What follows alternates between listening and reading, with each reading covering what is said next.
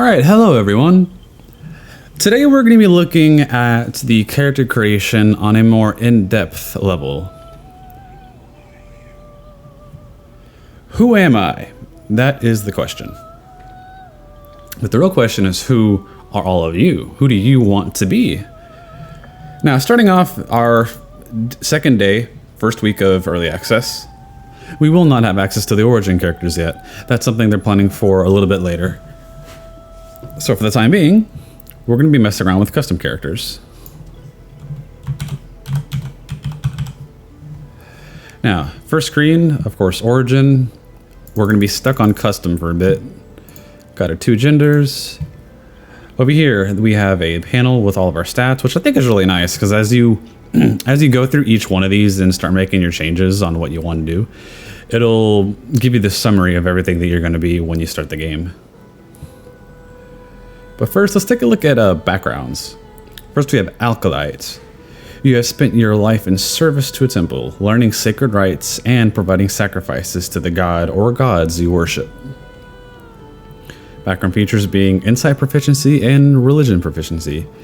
So right off the bat, we're going to see that a lot of these are, of course, lining up with how D&D 5e is, which is a given. That was the whole goal with a lot of the mechanics and the planning for the game.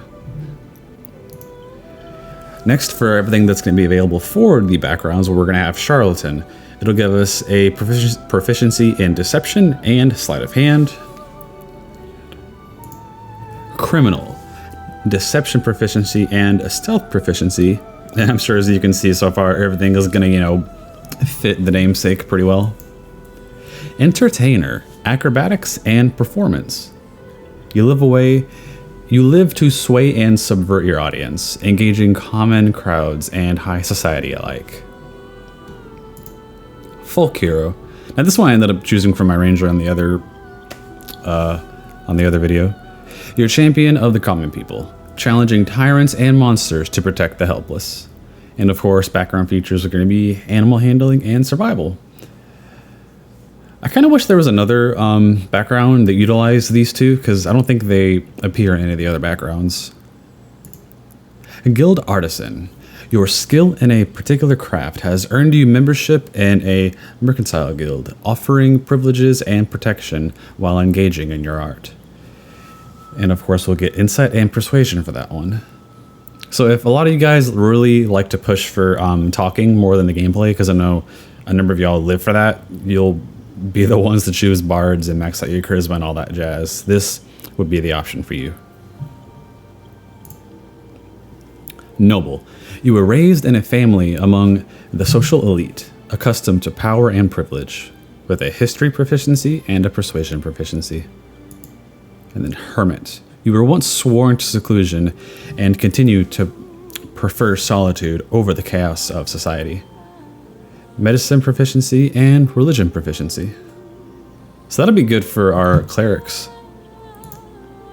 Outlander. You grew up in the wilds, learning to survive far from the comforts of civilization. Here we have athletics and, oh yeah, survival. There we go. We have another one that has it. Sage. You are curious and well-read, with an unending thirst for knowledge. Background features for this one are Arcana and History. Sailor. You are familiar with the workings of the ships and life at sea, having spent years weathering the storms and battling creatures of the deep. Backgrounds will be athletics and perception. Soldier. You are trained in battlefield tactics and combat, having served in a militia, mercenary company, or officer corps. Athletics and intimidation. Urchin. After surviving a childhood on the streets, you know how to make the most out of very little. Sleight of hand and stealth. Alkalite. Yep, oh, we're back to the beginning now. Okay. Spent your life in the service of a temple. So that, so far, is going to be our choices for the background. All in all, Larian has pretty much taken up the mantra across the board that everything is going to be changing as time goes on during early access. So personally, I would expect to see more backgrounds appearing down the line. Maybe something a little more interesting or uncommon, hopefully, because I always find those to be really interesting. So first we're going to take a look at females. Next on to race. We have our standard elf, heirs of the mystical Feywild. Okay, so these are the descriptions I gave in our update a couple days ago, actually, when they gave us the text update about romance and character creation. High Elf. Heirs to the mystical Feywild, High Elves value magic in all its forms, and even those who do not study spellcraft can manipulate the weave. So innate spellcrafting, we can choose cantrips. Minor illusion, create an illusionary image that distracts nearby creatures, compelling them to investigate. But what are the options? Okay, so it looks like these are going to be our High Elf cantrips available to us. You know one cantrip of your choice from the wizard spell list. Intelligence is your spellcasting ability for it. Okay, so they are specifying the wizard spell list. We can use that as a little reminder that down the line there are going to be, different wizard classes. It's not going to be, just one size fits all. We're going to have a variety of things like how we used to in the past. But what else do we have as an option? Acid Splash. Hurl a bubble of acid that deals acid to each creature it hits. Blade Ward. Gain resistance to bludgeoning, piercing, slashing damage from weapon attacks. Chill Touch. Assail a creature with the chill of the grave. It takes necrotic damage and cannot regain hit points. Undead creatures also get disadvantage on attack rolls. Dancing Lights. Create wisps of lights that illuminate a 12-meter radius. Firebolt. Hurl a mote of fire that deals fire and creates a flammable surface. Friends. Enchant a non-hostile creature to gain advantage on charisma checks against it. I wonder how NPCs are going to feel about you casting a spell on them, just in general. Like, how dare you do that to me? It doesn't have to be, something that'll physically hurt them. Just, it's kind of like, a breach of consent. So I guess the trick might be to do it without them seeing you. Light. Infuse an object with an aura of light. Mage Hand. Oh, this is what we got to see on the demo all those months back. Create a spectral hand that can manipulate and interact with objects. We have our illusion we saw a minute ago. Poison Spray. Project a puff of noxious gas that deals poison damage. Ray of Frost. Call forth a frigid beam of blue-white light. It deals cold damage and reduces the target's speed. Shocking Grasp. Lightning springs from your hand. It deals 1d8 lightning damage and prevents the target from taking reactions. True Strike. Divine a character's defenses to give you advantage on attack rolls against it. Alright. These are all pretty decent so far for starting cantrips. Race features. So for the elf, we're going to have Keen Senses, proficiency in the Perception skill, Fey Ancestry. The Feywild cast a veil over your mind. You have advantage on saving throws against being charmed, and magic can't put you to sleep. Dexterity +2. And then longsword, short sword, long bow, short bow with proficiencies. And good old dark vision. This creature can see in the dark within 12 meters. And we have subraces. So, first off with subrace, we have High Elf. Those traits we'll get with High Elves will be higher speed and intelligence. Only +1 though. And the speed will allow us an extra 9 meters of movement. Next we're going to have Wood Elves. Personally bothers me that they're a little greenish by default, but I mean, hey, it fits. They like wood. They like living in forests. Alright, Wood Elves spend their reclusive lives in Faerun's forest. Decades of training in archery and camouflage are enhanced by an otherworldly swiftness. Race features we have of, all the same because the race is elf, with the sub-race traits being fleet of foot. Base walking speed is a little higher than normal for other races. Mask of the Wild. You were raised to blend into your natural surroundings. You gain proficiency in stealth. and then +1 to wisdom. So for now, those are the 2 subraces under the elf category. Next, we're going to look at tieflings. Asmodeus Tiefling. Bound to Nessus, the deepest layer of the hells, these tieflings inherit the ability to wield fire and darkness from the archdevil Asmodeus' infernal bloodline. Asmodeus is basically the ruler of hell and is kind of stuck on the 9th layer at the very bottom. Now, tieflings in general, their race features are going to be hellish resistance. Your blood protects you from flame, abyssal, or otherwise. You have resistance to fire and take only half damage from it. And then they also have dark vision, and they have it to an extent of 12 meters. Now, onto the subrace portion. Asmodeus Tiefling specifically will have base racial speeds of 9 meters, an extra intelligence +1, and then +2 to charisma. And it looks like tieflings will have a default cantrip. Thaumaturgy. Transmutation cantrip. Manifest a sign of supernatural power that grants you advantage on intimidation and performance checks. Okay. Given the way we look, it makes sense to have this channel your infernal bloodline a little bit and just go a little spooky on people. Next, we have Mephistopheles Tieflings. I really like the way they have this blue with the face, like just the whole.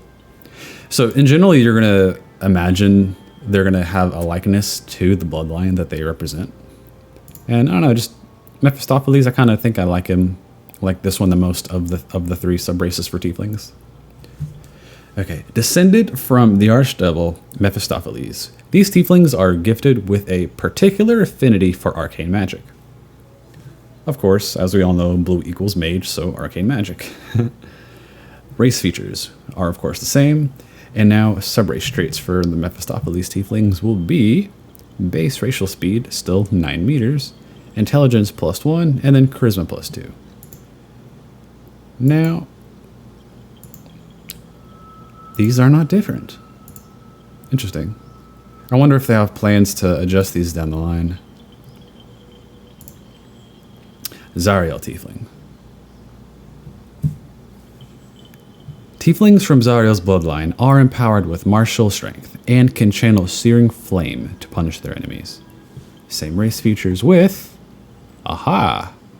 The subrace traits have changed to strength instead of intelligence. But our cantrip is still the same. Now, Zariel. I'm sure a lot of you will realize or recognize, Zariel from the Descent into Avernus campaign. We already know that canonically, and just a very brief side topic, we already know canonically that El Toro was saved, but the question that a lot of people across the internet were worrying about was what happened to Zariel, and of course the other NPCs that were involved. I'm going to leave you all with this in terms of Zariel for the moment. A little hint. When you go through the tutorial, if you're lucky, you might catch an offhand conversation about Zariel. I'm just going to leave it at that, though. All right, next we're going to be looking at Drow. Lolthsworn Drow. Raised by Lolth's cult in the city of Menzoberranzan, these Drow extol the virtues of their corrupt and merciless goddess. Lolth marks her followers with bright red eyes, so the Underdark will learn to fear Drow on sight. And as I mentioned in one of my previous videos, the history of Drow, and then of course elves and how they began, it's just really interesting on its own. I highly suggest y'all take a look at it if you are curious. All right, racial features. Racial speed will be 9 meters. Fey ancestry.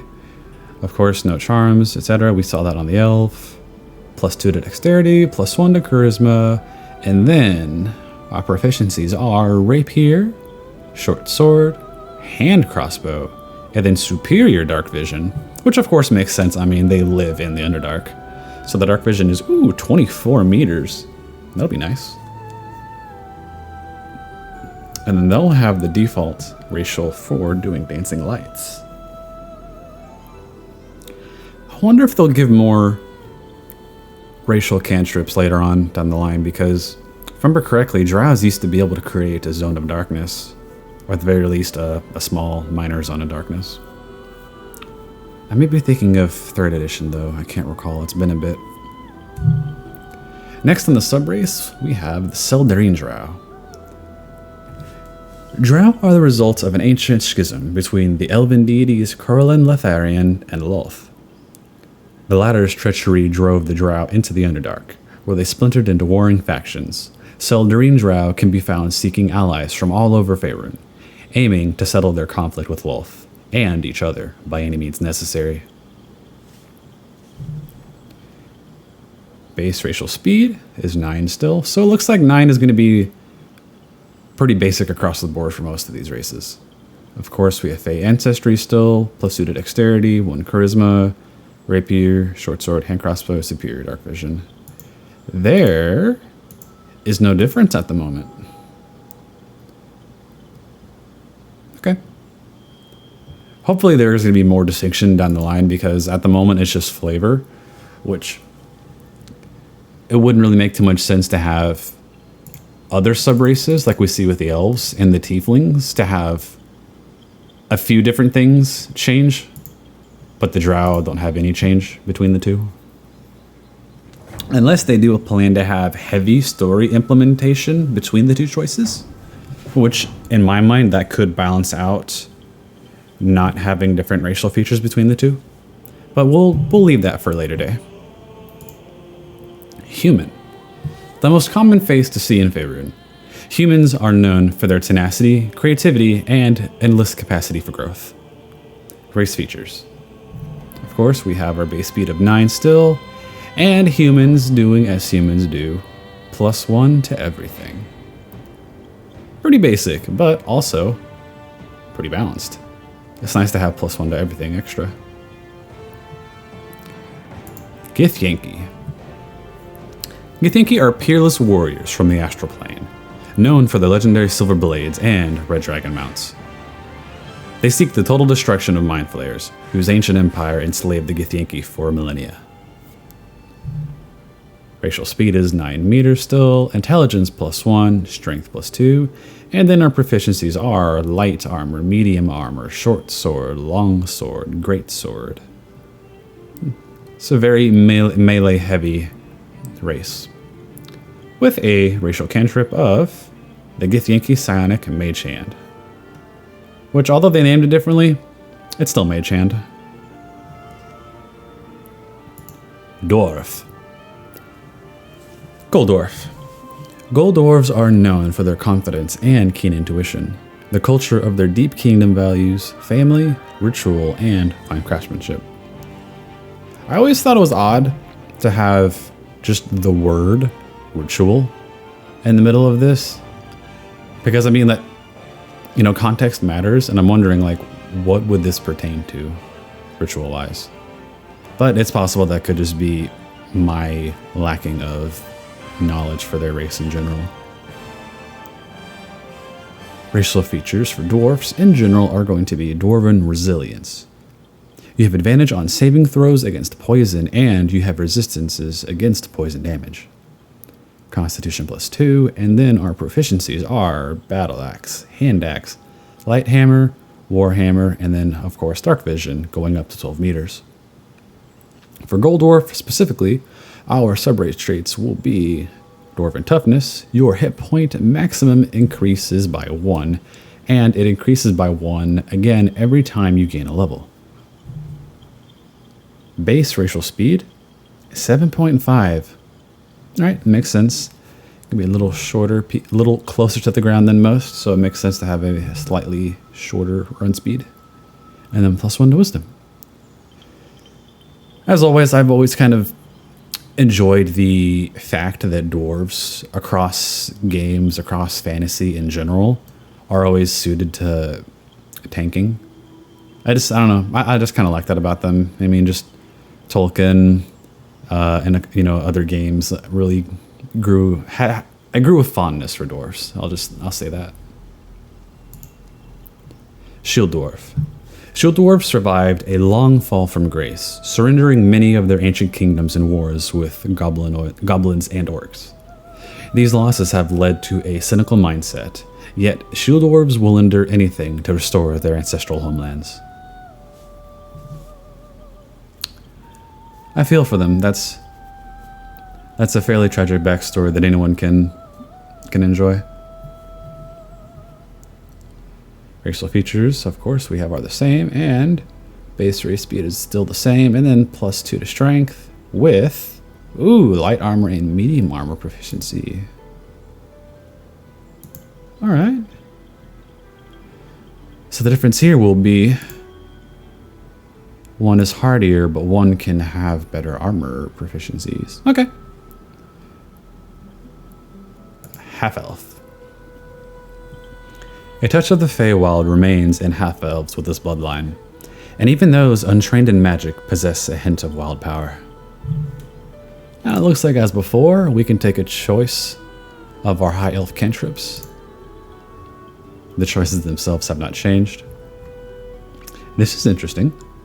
So for Half-Elves, race feature, race ability improvements, because we are technically half human. So it looks like we can add an additional 2 to any we want. And of course that star is just because right now the default has us on Cleric. Alright. But only one at a time. And then of course, Half-Elves will have Fey ancestry, Charisma +2, and then Dark Vision, a basic 12 meters, with the subrace trait being only the base racial speed. Feels a little lacking, but then again, the race feature itself, I think, makes up for it versus the subrace. Wood Half-Elf. Like their Wood Elf parent, these Half-Elves have a quickened stride and eye for stealth. Yet many break away from isolation in Faerun's forest to explore the rest of the realms. Of course, we still have our racial features, Fey ancestry, charisma, and subrace will be movement speed is a little bit faster. Okay, that's nice. And then Mask of the Wild we saw on the other race with game proficiency in stealth. And lastly, we have Halflings. Oh, no.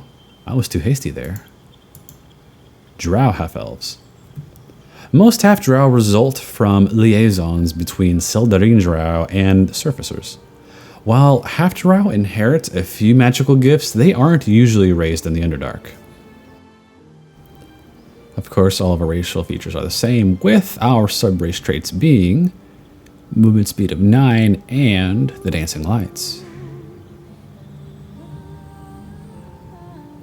Alright, now we're on to Halflings. Lightfoot Halfling.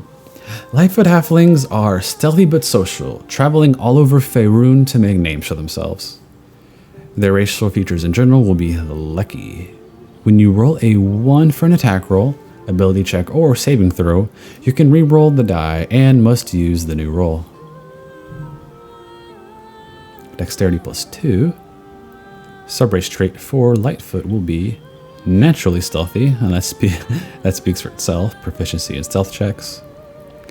Base racial speed is 7.5, but that'll be the same that we see with the dwarves. And then +1 to charisma. Alright, this feels pretty nice for Halfling so far. Strongheart Halfling. Legends say dwarven blood gave Stronghearts their hardiness. Resistant to poison and wellsprings of endurance, these Halflings easily hold their own. Racial features are still the same, and then subrace we have Strongheart Resilience. You have advantage on saving throws against poison and resistance to poison damage. With base race speed of still 7.5, and then Constitution +1.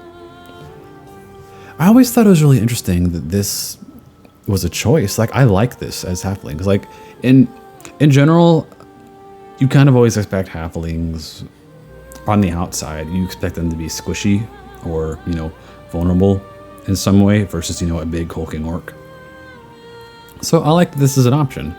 I mean, in general, we're going to have dexterity for better AC scores and then higher constitution, and then we have our poison resistance. It's just A nice way to kind of beef them up a little bit. I almost forgot. I did not show you all the male counterparts for everyone.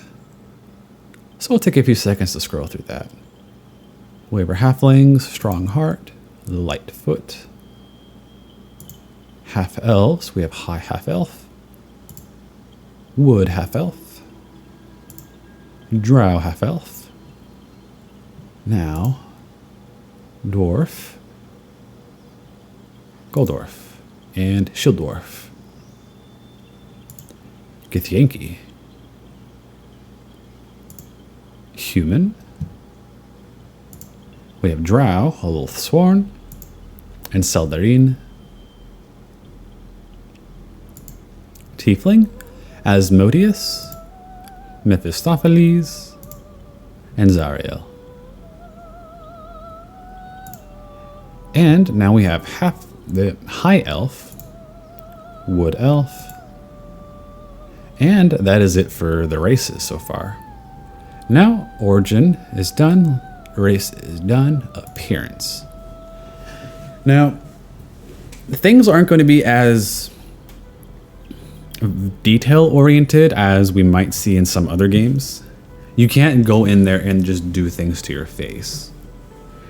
As we had talked about previously, the Larian had used 4 different models to take high-res photorealistic imagery of their faces and then use those as basis to create 150 different faces for the races. But dividing that among, you know, all of the races and sub-races, the choices do end up feeling limiting. So with that in mind, what we have available to us under the Appearance tab, we have voices.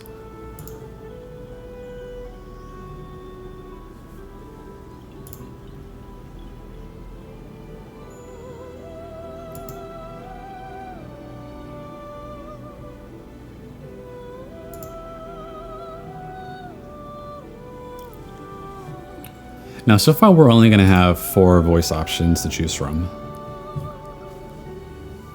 One thing that bothers me a little bit that they didn't do that we saw in the original games is just the choice, or not the choice, but the distinction between male and female and then neutral, or just default middle, the middle choice.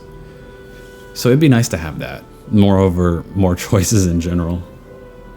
But considering all the dialogue that's being pushed through the game, it doesn't surprise me, which is not a problem. It's just I personally would like to see variety. I like choices. Now, we are going to be looking at faces. There is going to be a number of them, so we'll go down to 1. So there's going to be a number of faces we're going to go through. Each race will have a different number, I think. Back to 1, 2, 3, 4, 5. All right, so we'll assume 5 per race, per gender so far. We have our choice of course, skin color. You do have a lot of freedom with this, though. You don't have a random hex wheel you can choose for colors, but at least there's a good enough variety here as it is. We have eye colors, and also all skin color. I am wrong. Oh, I've never been glad to be... I'm glad I was wrong. I was too hasty there. Now, personally, I also want to point out that this is also... I want this to be an exploration for me with you guys. When I had first touched the game, I wanted to save this for later, so I had just breezed through it to create something so I could start the game for the sake of the game itself. This is neat, though. We have a lot of options here. All skin color checkmark. And eye color will be the same thing.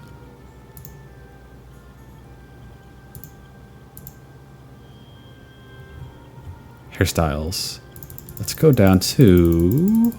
Oh, we got a lot. All right, so bald. And then we have a lot of hair. There's a lot to choose from. I have a feeling this might be the spot where most of y'all spend your time.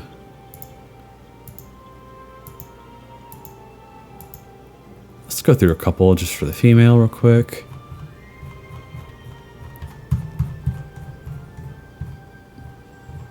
And of course, tattoos are going to be an option if we want. It's like there's a little bird, eyes. Not sure what the third one is. 4, 5, 6, 7, 8. So we have a number of options for all of these. And of course we have, let's get one. Okay, tattoo slider intensity. So you can fade it as much as you want. All tattoo colors if you want to have a variety. And makeup is also an option. So it looks like it's just going to be limited to the eyes though.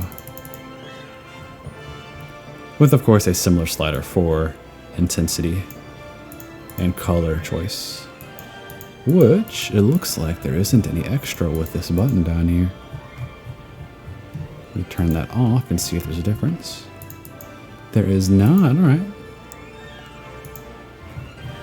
Let's take a look at male real quick.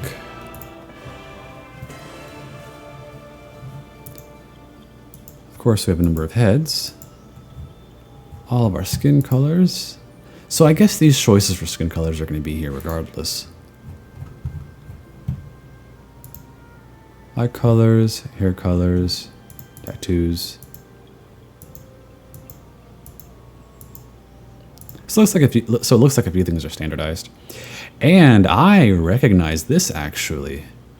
That's a, huh. It's either for Saloon. No, this is for Salune. Ah, interesting. Also, fun fact, that star right there, that's the old symbol for Maestra, which was adopted into Salune's symbol, which has the accompanying eyes. Interesting. We, of course, as I had mentioned in our previous video, the 6 core classes are going to be Cleric, Fighter, Ranger, Rogue, Warlock, and Wizard. Some of them will have subclasses available at level 1, as we see with Cleric, and some will gain it later down the line at different levels. Cleric. Clerics are representative of the gods they worship, wielding potent divine magic for good or ill.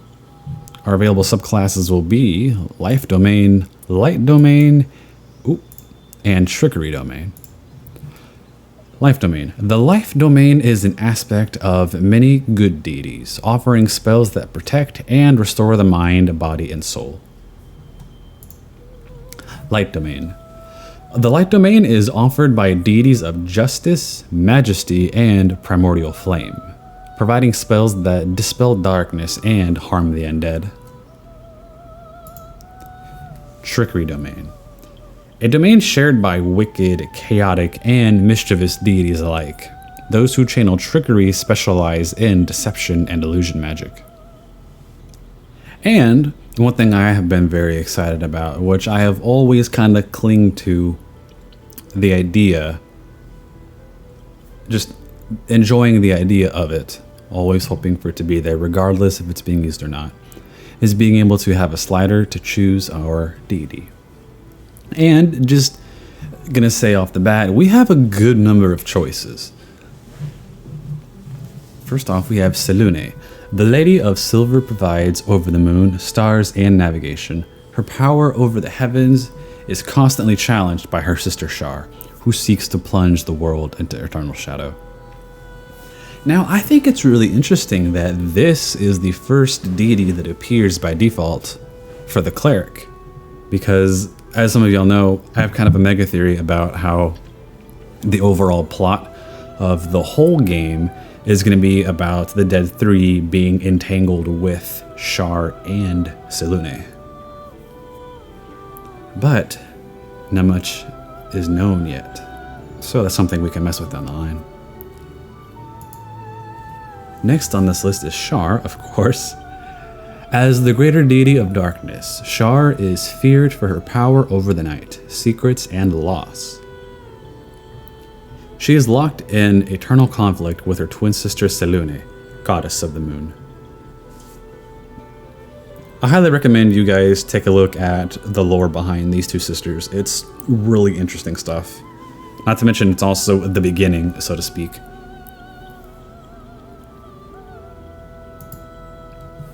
Tempest, give us victory. Oh, I used to love hearing Bronwyn shout that into battle back in the day. Tempest is the lord of battles, overseeing war and its soldiers. He is the embodiment of honorable combat and condemns needless bloodlust. Tyr, the blind god, rules over law and justice, encouraging valiant acts from his followers and relentlessly pursuing oathbreakers. Bane, one of the dead three who is going to be a major protagonist in this game. I can feel it. Actually, no, it's been confirmed, so I don't even know why I said that. Bane is a dark paragon of hate, fear, and tyranny. He ascended to godhood alongside Baal and Merkil, but loathes them both for taking power he believes is rightfully his. I wonder if that... I wonder if they're going to do a bit of retconning with the history of those three. Because originally, when the three of them ascended to godhood and gained their power, they had to play a game of knucklebones in order to make their choices. Of course, Bane made his choice first and got everything he wanted, both quality and quantity-wise, in terms of... Because every deity owns domains. They preside over domains. So, you know, the god of death, the god of fortune, all that jazz. So, of course, Bane has multiple that he holds over, so he is powerful on his own. And then, of course, Baal and Merkil, they got, you know, the basics, murder, and then Lord of the Dead. Which they were okay with, but in general, from what I remember, Bane got what he wanted. So I wonder if this means he wanted... Probably feels cheated that he had to do the knucklebones to begin with. But I've also seen conflicting information out there from official sources that supposedly the god that they got their powers from when they first ascended is just biding his time and manipulating them. I don't readily remember his name. It was something very strange, but we'll definitely see down the line. Maybe he could be a part of all this as well. Who knows? Helm, how dare you not put Merkil and Baal right next to Bane? Okay, Helm. The Watcher is an eternal sentry among the gods, representing guardians across the plains. After more than a century of fading worship, Helm's power was restored with the Second Sundering. In which case, Helm, if I remember correctly, did die for a while. And the Second Sundering being the recent event that happened across Faerun, which would have only been a short number of years previously within the realms, around the time of Descent into Avernus and just everything else going on. There's an entire, I don't want to say book series, but a book collection of different accounts of happenings during the Sundering itself across Faerun. One of them in particular happens to be about Elminster and what he was going through during the time of the Sundering. So if you're a book reader and you haven't checked those out yet, it'd be something to look into. Merkil, oh, Bone Daddy. Personally, he's my favorite of the three. I did a fair number of research on the three of them a while back, and I find him to be most interesting. A member of the Dead Three with Baal and Bane, Merkil is a cruel necromancer turned god, inspiring the fear of death in mortals. He often clashes with Kelemvor, the even-handed judge of fallen souls. Now, another interesting thing with, I guess, possible retconning, because the three of them are going to be connected. I guess that's not the right word for Merkil specifically, retconning. As we know it, they did die, of course. And Kelemvor, no, not Kelemvor, Merkil, he revived himself on his own through an ancient artifact that he instilled a part of himself into. And so he came back on his own after the death of... Yeah, he came back on his own through that artifact. And during the time of his death, though, Kelemvor had taken up the mantle of what Merkel's duties was as a deity. And supposedly, ever since Merkel revived, he's been working under Kelemvor as one of his subordinates. But at the same time, an official source that I had questioned a while back during the time of my research had stated that Merkel obeys no one, and he kind of just does what he wants to a degree. So hopefully, I guess that'll get cleared up as well as we go on through the games later on. Ilmater. The Crying God protects the oppressed and persecuted. His clergy is sworn to alleviate suffering, even if that means taking on the pain personally. I feel like a lot of you good-hearted folk out there would resonate with this god pretty easily. I know a part of me does. Maestra. Oh, my love. I am only halfway through the series of Elminster books. I need to hurry and finish them. As the mother of all magic, Maestra oversees the weave and spreads arcane knowledge to mortal spellcasters.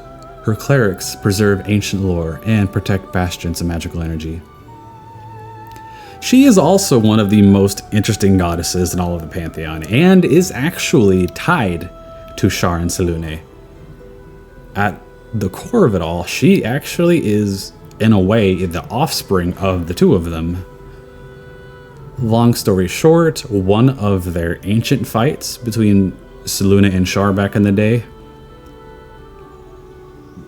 the fight between them created a massive energy that was Maestra, and that's how she came to be. That on its own is the whole history of those three and the beginnings of everything is really interesting. I really think y'all should go check it out. Ogma. Ogma is the god of inspiration and invention, sharing knowledge with the world through his bards and clerics. Unlike many other deities, Ogma accepts all mortal alignments into his clergy. Kelemvor. Fair but distant, Kelemvor guides the dead to their appropriate plane in the afterlife. His clergy provides last rites across Faerûn, but also destroy undead that have escaped Kelemvor's judgment. Now, one thing I will say about Kelemvor, now that we're on him here, we got to, if you read the Mints comics, you got to see a little bit of him with one of the newer characters and the way that works. During my research into everything, learning a little bit more about Kelemvor, once he took the mantle over Merkel, he really changed how everything was done. He is a pretty fair-handed god, and I would say is the good kind of neutral. Like, his people do good work in terms of helping the families of the deceased and all that jazz.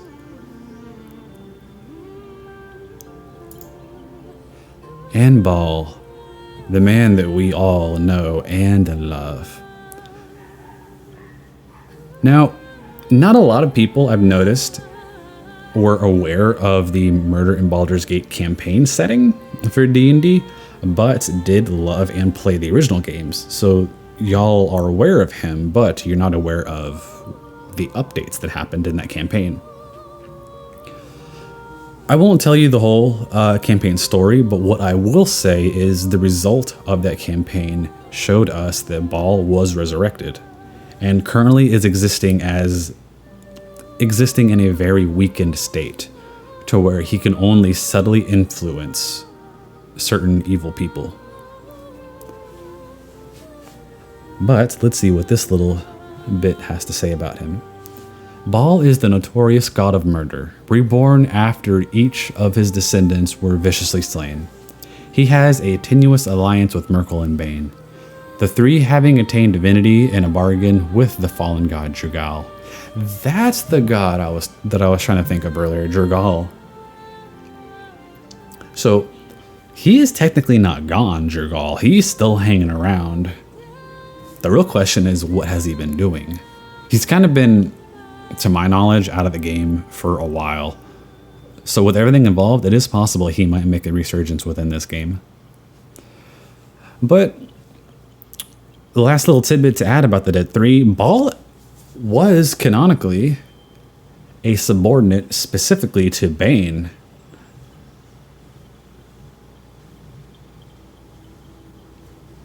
I hope we get to see some stuff with them at the end of Act 1, because that's all we're going to be getting in early access. At least to my knowledge, that's all we're going to be getting for early access.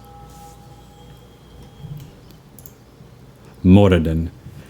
The Allhammer is a dwarven god worshipped by smiths, artisans, and miners alike. He and Lae'zel are constantly at odds.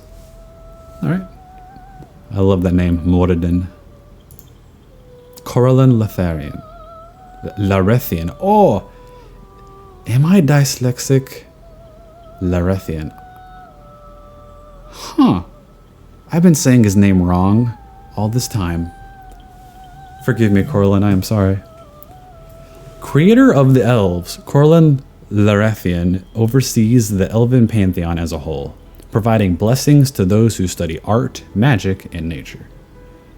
Now, he has his own history as well, because of what happened with him in Loth.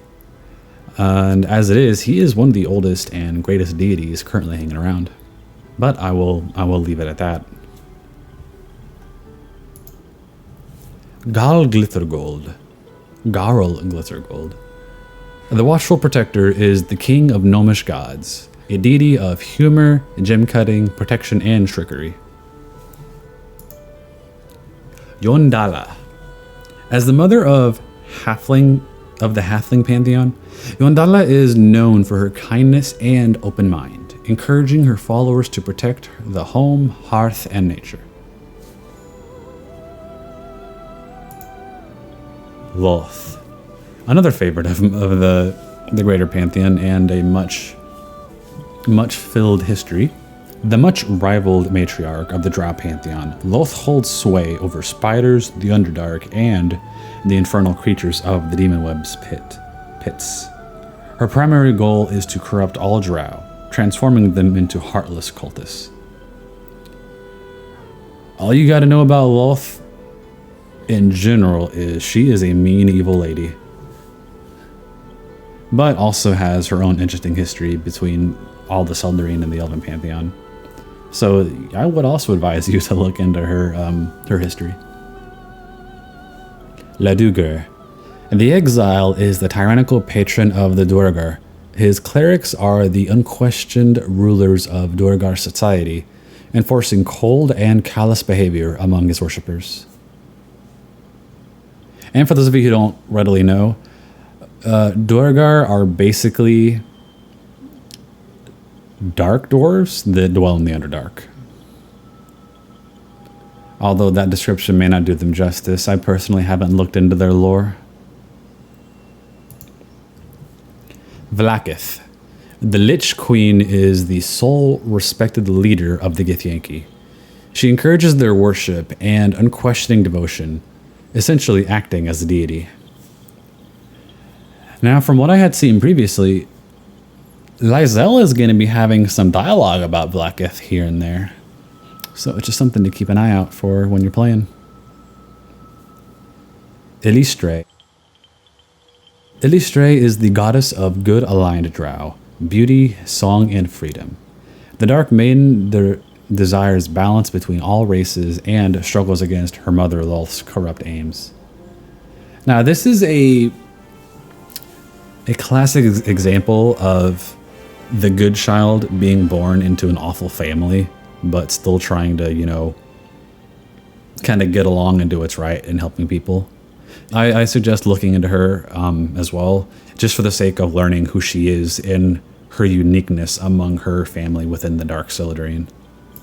That is all of our deities. That's a pretty good selection. Now, back to the classes. Oh, that went on a little too long, and I do apologize. But before I go, I can't be too hasty. So for clerics, we will have 3 prepared spells, and let's take a look at what they'll offer us. Bane. Target up to 3 creatures. They receive a penalty to attack rolls and saving throws. Halt command. Command a creature to halt, preventing it from moving or taking action. Create water. Call forth rain. It extinguishes exposed flames and forms a water surface. Guiding bolt. Call forth a beam of light, dealing radiant damage and grant advantage on the next attack against the target. Healing word. A creature you can see regains hit points. Inflict wounds. Infuse your hands with putrefying energy that deals necrotic damage. 3d10. That could potentially be a lot of damage. Protection from good and evil. Protect a creature against aberrations, celestials, elementals, fae, fiends, and undead. The target cannot be charmed, frightened, or possessed by them, and when these creatures attack it, they do so with disadvantage. In the old games, there used to be a thing where you would use protection from evil, and certain demons just wouldn't be able to see you. Like if you enter a room and a demon attacks you automatically, if you go in there with protect evil, they just wouldn't see you. I wonder if, to a degree, that could still happen in this game. Shield of Faith. Surround a creature with a shimmering field of magic that increases its armor by 2. Bless. Bless up to 3 creatures. They receive bonus to attack rolls and saving throws. Cure Wounds. A creature you touch regains hit points. The spell has no effect on undead or constructs. Alright, so that's what we have so far for prepared spells for this class.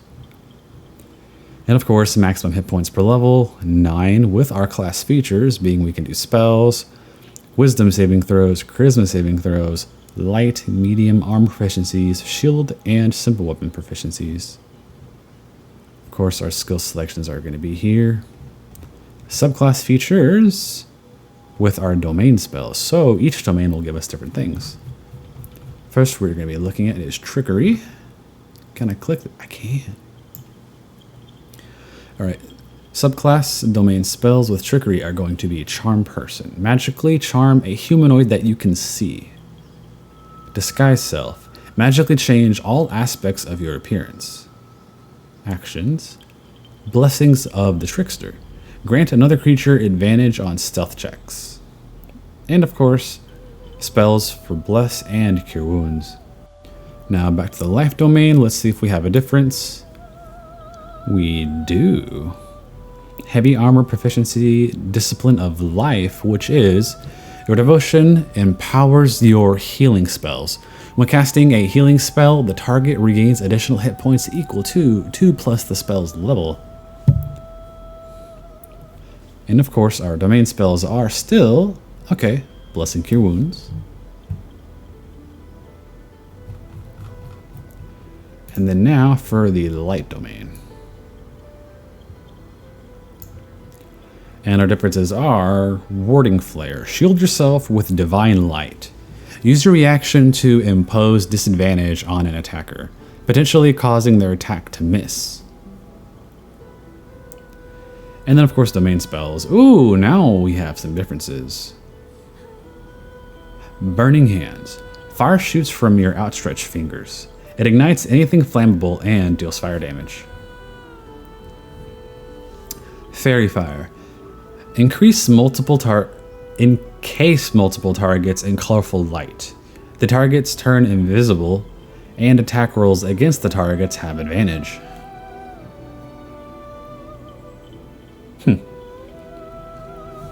Cantrip for light. Alright. And then still bless and cure wounds. And of course we have choices of cantrips, but they are going to be guidance. Bestow guidance upon a creature. It receives a bonus to an ability check of its choice. Resistance. Magically bolster a creature's defenses. It receives bonus to saving throws. And then Sacred Flame. Conjure a flame-like radiance that deals radiant damage. Alright. Lacking in choices, but not bad. So the trickery domain for this gives light as the option. And then life domain. Light. Okay. So there's a lot of similarities, but kind of shuffled around. I feel like there's a way they can construct that to be a little different. Finally, we can move on from clerics. They put so much into them. Fighter. Fighters have mastered the art of combat, wielding weapons with unmatched skill and wearing armor like a second skin. Maximum hit points per level are going to be 12, with the class features being saving throw proficiency in strength and constitution, and then light and medium armor proficiencies with heavy armor in there too, as it should be. Shield, simple weapon, and martial weapon proficiencies. Everything a fighter needs. With a class action of Second Wind. Draw on your stamina to protect yourself. Once per day, you can regain hit points. All right. After our long journey through the cleric class, we get a refreshingly brief fighter. Ranger, the love of my life for all the classes. Personally, I've always gone with Ranger just because of the versatility they can bring, but that's just me. Rangers are unrivaled scouts and trackers, honing a deep connection with nature in order to hunt their favorite prey. Now, thankfully, this time around, favored prey is a little different than what we saw in the past. It's not a specific creature or a specific race. Our options will be Bounty Hunter, gain proficiency in investigation, and learn the Thieves' Cant passive. Creatures you restrain have a harder time escaping. Now, for those of you who don't readily know or you don't recognize it, Thieves' Cant is basically sign language. Very distinct sign language that functions based off of your dexterity. Keeper of the Veil. You specialize in hunting creatures from other planes of existence. You gain proficiency in Arcana and can cast protection from evil and good. Magebreaker. You have a history of battling spellcasters. Gain proficiency with Arcana and the True Strike cantrip. Of course, we saw that earlier, which gives you advantage on attack rolls against a creature. Wisdom is your spellcasting ability for this spell. As it should be, Rangers use Wisdom. Ranger Knight. That a set of words that don't normally go together. You have sworn to serve a crown or nation, and seek to bring its foes to ruin. Gain proficiency with history and heavy armor. Now that's interesting on its own. Being able to have proficiency in heavy armor as a ranger. Sanctified Stalker. You swore to hunt the enemies of a holy or druidic order. Gain proficiency in religion and Sacred Flame cantrip, which deals radiant damage. Wisdom is your spellcasting ability for the spell. That's really interesting, actually. It's definitely a different take on the life that a ranger could lead. Now, also as a part of this class, we get what is being called Nature Explorer, with different choices to choose from for extra bonuses. Beast Tamer, which I know a lot of us are going to be choosing. You have cultivated a strong bond with animals. You could cast Find Familiar as a ritual. Urban Tracker. An expert at navigating the wild within the city, you gain proficiency with the Disguise Kit and Thieves' Tools. And Wasteland Wanderer, Cold, Fire, and Poison. You have spent endless days surviving desolate tundras, gaining resistance to cold damage, taking only half damage from it. And of course, with these, it's the same for fire, resistance to fire and half damage, and then resistance to poison and half damage. For the Ranger class, we will have 11 hit points per level, with the class features being strength and dexterity saving throws, light and medium armor proficiencies, and then shield, simple weapon, and martial proficiencies. And that is it for the ranger. Not too simple, but it has choices. And I love choices. Rogue. With stealth, skill, and uncanny reflexes, a rogue's versatility lets them get the upper hand in almost any situation. Maximum hit points for rogues will be 9 per level, with the class features being dexterity and intelligence saving throws, light armor and simple weapon proficiencies, hand crossbow, longsword, rapier, and short sword proficiencies. And they get class actions. Sneak attack, of course, exploit a foe's distraction to deal slashing damage. And then sneak attack ranged. Okay, melee and ranged. Okay. The ranged equivalent. Very simple, very edgy. Warlock. Now this one I know a lot of you guys are going to be enjoying. Bound by a pact to an all-powerful patron, Warlocks trade their loyalty for supernatural abilities and unique magic. Now, I personally haven't really looked into Warlocks, although I did play with a good friend a long time ago who really loved Warlocks. If I remember correctly, patrons for Warlocks are usually a devil of some sort. So with that in mind, given the possible plot ahead of us, this might be a class that will provide more interesting dialogue. And we get subclasses. The Fiend. Warlocks in service to fiends work towards corrupting, destructive ends, intentionally or otherwise, and receive hellish blessings in return. Okay, so then this goes according to the patron they serve. The cantrips they're being tied to will be Eldritch Blast, or as some of us would call Old Reliable. Conjure a beam of crackling energy that deals force damage. And then Blade Ward. Gain resistance to bludgeoning, piercing, and slashing damage from weapon attacks. But what other choices do we have? I recognize a few of these. So Blade Ward, we saw. Chill Touch, we saw that earlier. Eldritch Blast, and then Friends, we saw that earlier. Mage Hand, Minor Illusion, Poison Spray, and True Strike. Okay, so these are spells that we went over earlier. And now for your actual spells, your options will be of Armor of the Agathies?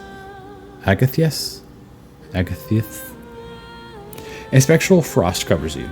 Gain 5 temporary hit points and deal 5 cold damage to any creature that hits you with a melee attack. Arms of Hadar. Call forth tendrils of dark energy. Targets take necrotic damage and can't take reactions. That seems like a fun one. On a successful save, targets only take half damage. Burning Hands, of course, we saw that earlier. Charm, Command Halt. Oh, here we go. Expeditious Retreat. Turn dash into a bonus action, allowing you to move at an incredible pace. Hellish Rebuke. The next time you take damage, you use your reaction to surround your attacker in hellish flames that deal a lot of fire damage. On a successful save, the target only takes half damage.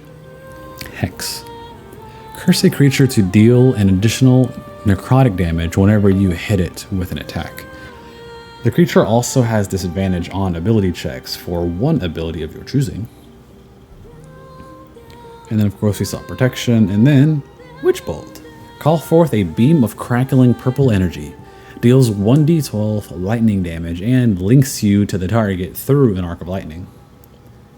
Each turn you can activate the arc to automatically deal lightning damage. Ooh, that's an interesting one. And now our hit points per level will be, of course, 10. We have a Warlock class spell slots, Wisdom saving throw, Charisma saving throw, Light armor, and Simple weapon. Alright, that's pretty balanced considering all the spells that will be available to them. And the subclass, though, for the Fiend will be the Dark One's Blessing. When you reduce a hostile creature to 0 hit points, this gift from your patron grants you Charisma modifier plus level hit points. Next for the subclass is the Great Old One. Warlocks bound to eldritch beings in the far realms work towards inscrutable goals, gaining strange powers over entropy and the mind. Now, just, I guess, minor clarification, going back, the Fiend is, of course, self-explanatory, but over here with the far realms, it's basically, so, not trying to do it any sort of injustice by explaining it this way, but the far realm is basically a dimension outside of our own where things that are very Lovecraftian come from. And there is historical conjecture about that possibly being where the lithids originated from however long ago, but nothing was ever written about it. It's something pretty interesting to look into also on its own.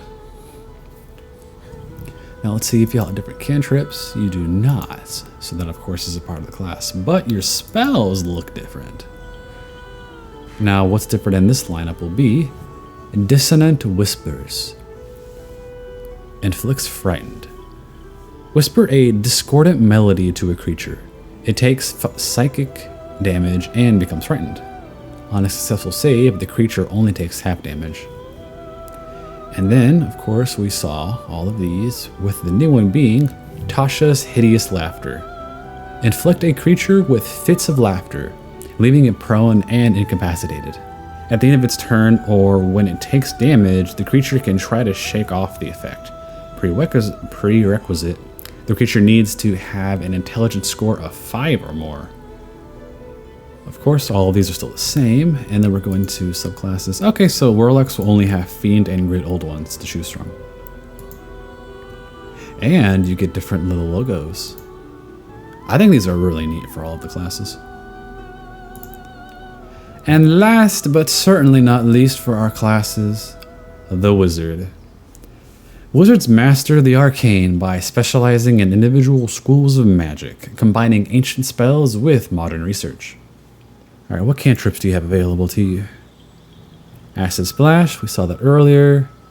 Blade Ward, Chill Touch, Dancing Lights, Firebolt, Friends, Light, Mage Hand, Minor Illusion, Poison Spray, True Strike, Shocking Grasp, and Ray of Frost. Okay, so things we saw earlier.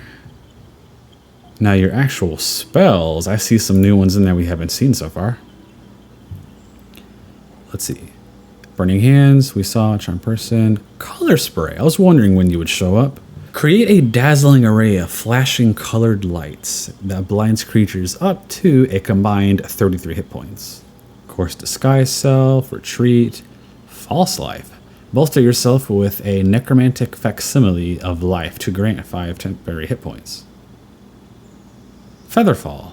I know a lot of us got to see this in one of the previous demos. Slow the rate of descent of allied creatures. Grants immunity to fall damage. Find Familiar. Gain the service of a familiar. A fey spirit that takes an animal form that you choose. Fog Cloud. Creates a cloud of dense fog. Creatures submerged in the fog are heavily obscured and blinded. Grease. To cover the ground in grease. It becomes difficult terrain and creatures within can fall prone. Jump. Touch a creature to triple its jumping distance. Long Stride. Touch a creature to increase its speed by 3 meters. Mage Armor. Surround a creature in a protective magical force. Its armor class is increased by 3. Magic Missile, the bread and butter of all wizard kind.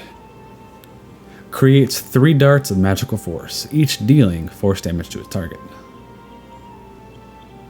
Of course, we saw this one, and then Ray of Sickness. Call forth a ray of sickening energy, dealing poison damage and possibly poisoning the target. Sleep. Put creatures up to a combined 24 hit points into a magical slumber. And this one we also saw in one of the demos where it's actually going to be an AoE spell. So that's going to be really useful down the line for heavier combat. Thunder Wave. Release a wave of thunderous force. It deals thunder damage and pushes away creatures and objects. And then it looks like that's the last new one. And then of course we can choose our prepared spells. Our hit points per level will be 8, with the class features being spells, intelligence and wisdom saving throws, dagger and dart and sling weapon proficiencies, quarterstaff and light crossbow proficiencies. Okay. With a basic action of arcane recovery.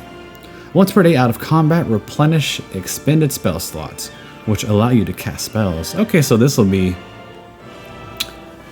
I guess, in place of doing a full rest for the whole party, this will be what a lot of wizards will be using in between combat. All right, I like it. I like it. I will say though, going back to the icons, some of them I like. They've kind of grown on me a bit, but overall, I kind of miss some of the older ones that they showed off in the past. But I mean, hey, I can't argue when some of these look really good. So that's just me being a little picky. All right, that is it for the classes, but what's left? Let's look at our skills. Now, this is going to be all based on our choices. So from here, we're going to have things that are here by default that are going to be in yellow, but we will have choices. Arcana, history, investigation, medicine. And like I said, all these in general are going to be based on our prior choices. So make sure you keep an eye on this when you're making your character and don't just blow through it picking something willy-nilly. Like, these will actually matter. So give it some thought based on how you want to play your character. You will receive a bonus to every skill that you are proficient in. This bonus increases as you gain levels in your class and applies to all checks for that skill. And thankfully, it gives us a list of skills we are not proficient in. So in general, these are things that we can do rolls on. So when you're walking into an area, you can naturally, do a perception check, or you can actually do deception if you're trying to lie someone, but you just won't be proficient in it. It'll just be a base roll. And lastly, our abilities. Now, I am very sad to say that we're not going to be spending hours on hours just clicking reroll like we did in the old days.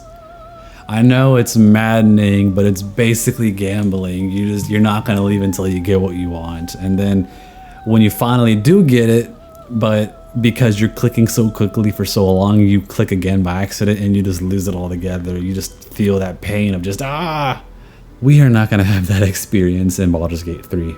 At least not for a while. If I remember correctly, it was stated that for the time being, this will be the system that we're going to have. And they are looking into other skill point systems to implement. It's something they're going to have to experiment with down the line, but I do not think it is going to be any priority for them. All you need to understand is you have 27 points. The more you use them, the bigger the cost becomes, and so things get drained quicker. So if you're not used to messing with ability scores and all that stuff, I would say for you, for the time being, make everything an even 10. This way you don't have any disadvantages, because stats in general, 10 is your neutral.